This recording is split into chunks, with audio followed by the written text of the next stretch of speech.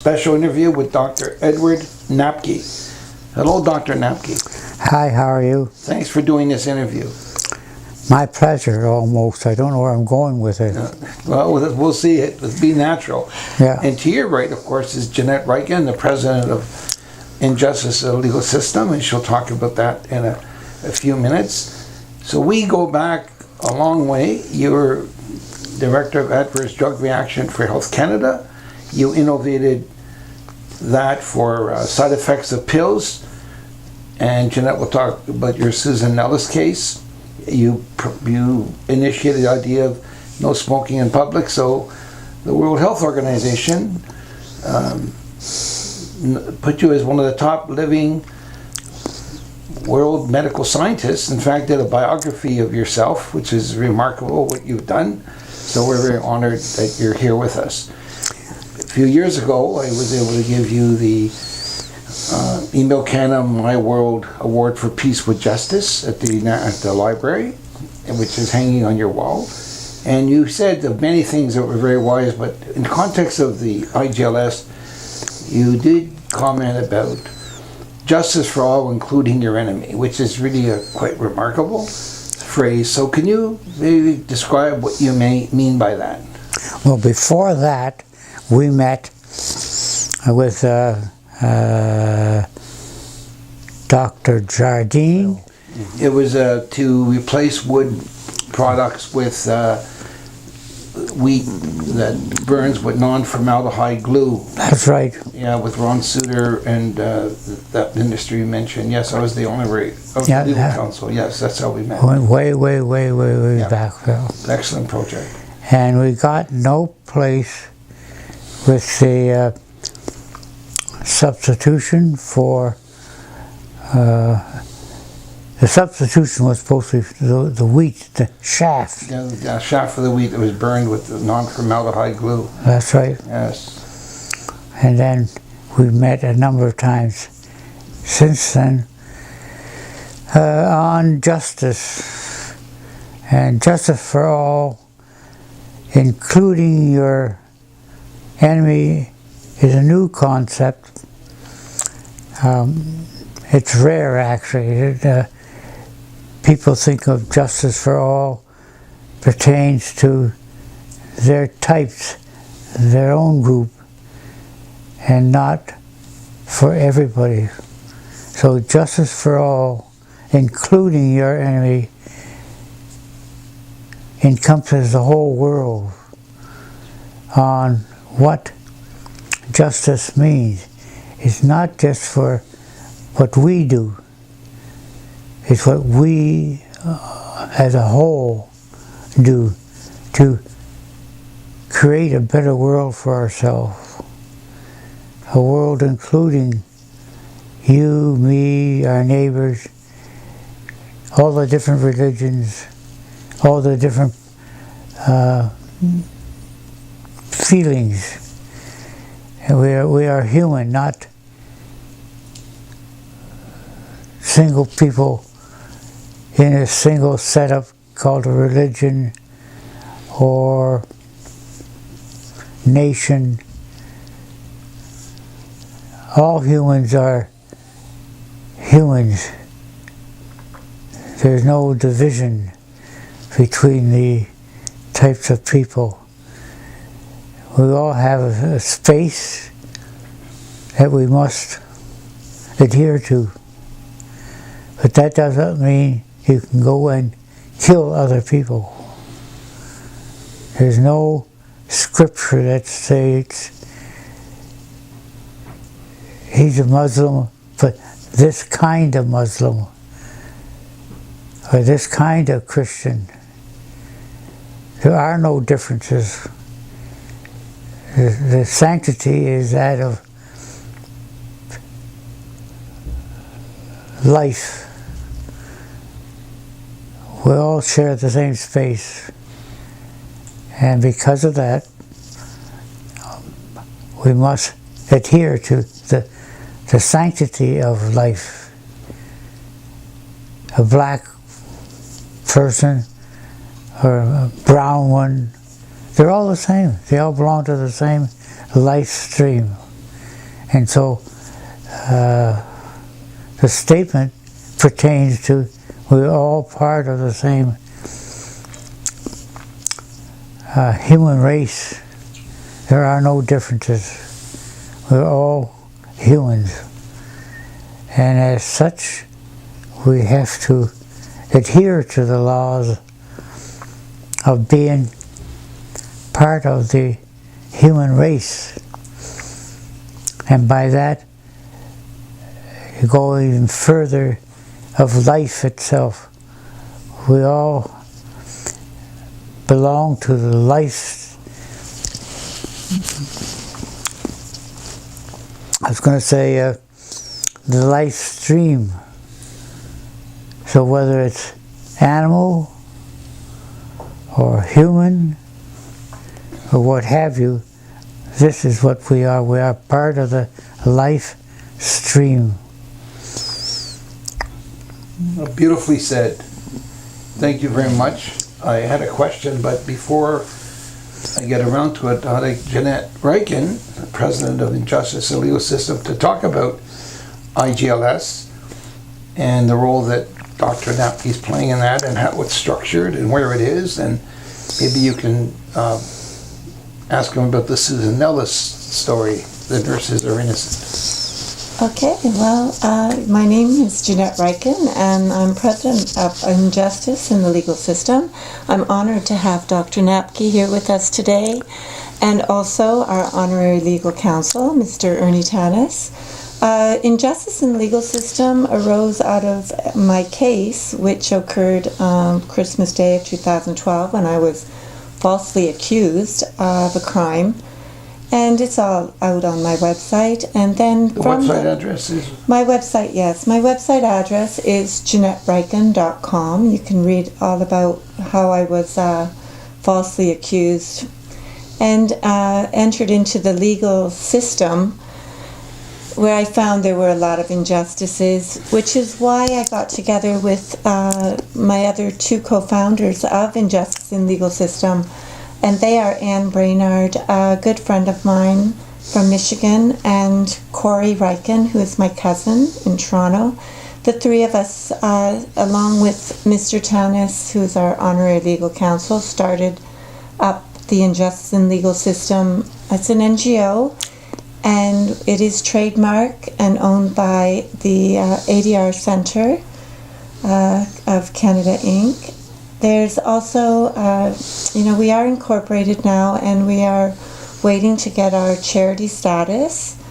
We're located in Ottawa, and our main mission is to educate people on the injustices and try to change some of the ways of thinking and help people that are being caught up in this system and are not knowing where to find information, or just want to seek some information and knowledge about what they're caught up in.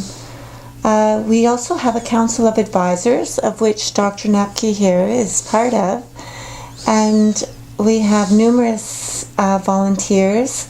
Khadija is one of them. She's our videographer today. And I am really pleased that we have such a great team with us. Maybe you can mention the website address. Yes, Injustice in Legal System. You can find that on IJLS.ca. Now, the Susan Nelles story is quite interesting. And this is a nurse, Susan Nelles, from the Toronto Children's Hospital, where she was falsely accused of 42 baby deaths at the hospital. I think all but 4 of these babies did die on her shift, which kind of pointed the finger to her. There was the Grange inquiry, which called in Dr. Napke and Dr. Hamilton from London. And this group of people discovered that it was the digoxin that was tainted, right? Digoxin? Can you say how you got involved, Dr. Napke, and explain what Jeanette was talking about? What did you discover about those baby deaths? Well, what I what we came across was that the timing of the deaths was wrong. It didn't fit with the physiology of the chemical, the chemical that was used or accused of causing the death. And so we did a retro. We went back on the history and how we could unclaim the accusation against that woman. It was impossible for this person to have committed the crime. So what we did was to, time-wise, see how this person could or could not cause the crime. With your inquiry, she ended up having the case dismissed. She was not. But she was in jail 3 months or something. How long was she in jail?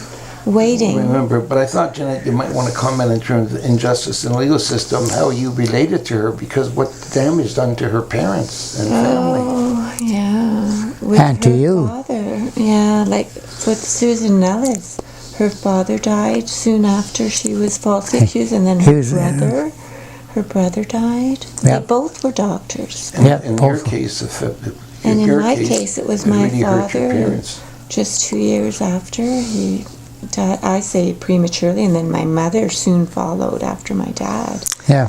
You know, they were in their 80s, but they should have lived to be in their, not all the, you know, my grandmother, and they were in their 90s. And they were healthy up until that point. Right. They were quite Dr. healthy. Napke is in his later 90s, and he's look how alert he is. But so the injustice isn't just the person, it's the family and friends and people around them. Yes, yes, oh, And, absolutely. well, it's actually the legal system's at fault.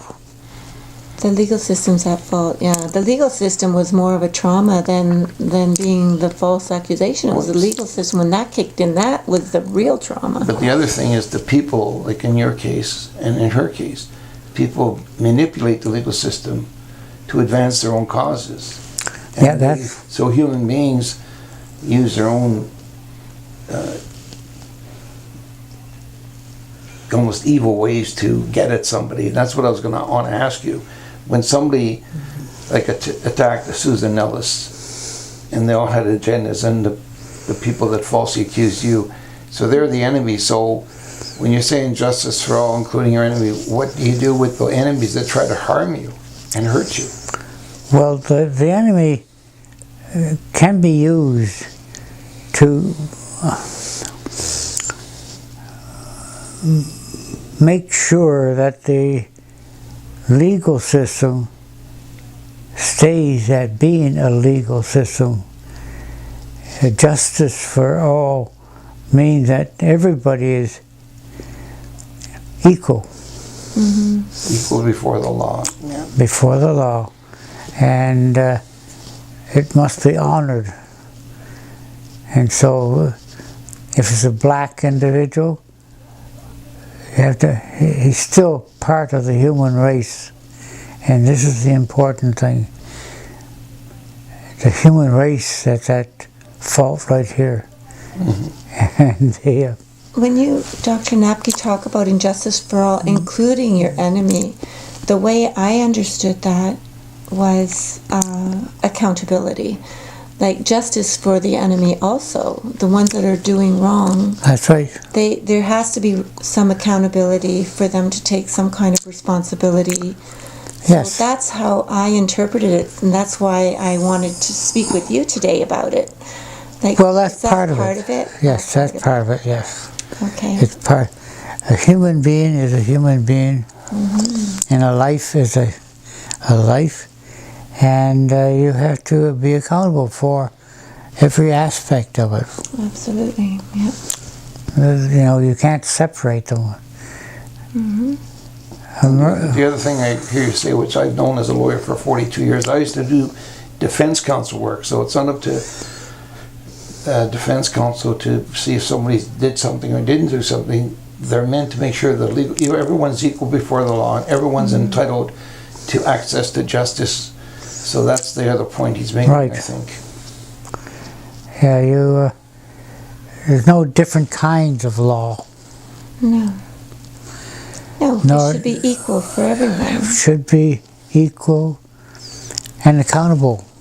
And people should be held accountable. Yeah. That's right. One of the most misunderstood phrases from the Bible is an eye for an eye and a tooth for a tooth. It's not meant revenge. It means that no matter who you are equal before the law. That's No, right. no, just one eye for one eye, one tooth for one tooth. It's not about revenge. The teaching behind it is you're all equal before the law. So he's bringing up a lot of good points with that. You know, I'm Yeah. pretty impressed with that. I mean, Jesus said, you know, what's the point of just loving your friends, you know, love your enemy, but he put in justice for all. I've added including justice. your enemies. It's beautiful. So maybe on a final note, Jeanette, maybe you can, you know, comment on what you hope the future of IJLS. I know that it's looking to improve the system. Maybe you can invite listeners to participate or... Yes, absolutely. You know, we as a team would love to have more participants in IJLS, people who believe in our cause at injustice in the legal system. And if you have any comments or ideas, we do interviews and we have educational materials, there's articles.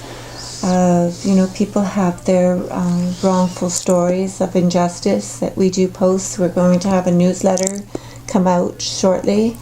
So, you know, you can find us on IJLS.ca. And I want to thank Dr. Napke and Mr. Tannis both for being here today and educating us more on the injustices and how to improve the system. Well, we all teach those things we need to learn. Maybe as a final note to get the last word in with Dr. Ed Napke is the legacy of this teaching, justice for all, including your enemy. How would you encourage people to apply that individually, institutionally, internationally? What would be some guidance you would give to put that teaching into practice? Well, I'm coming here from the left side because I'm not prepared, or I did not prepare anything for this presentation. Justice for all pertains to all human life. And that means that we have to look at that human as being part of the picture of living. And living means not just for you or for him or for her or for the big one or the small one, it's for everybody. And when you have that picture, looking at it from above, you understand that we're all equal. Man, woman, child, we're all equal.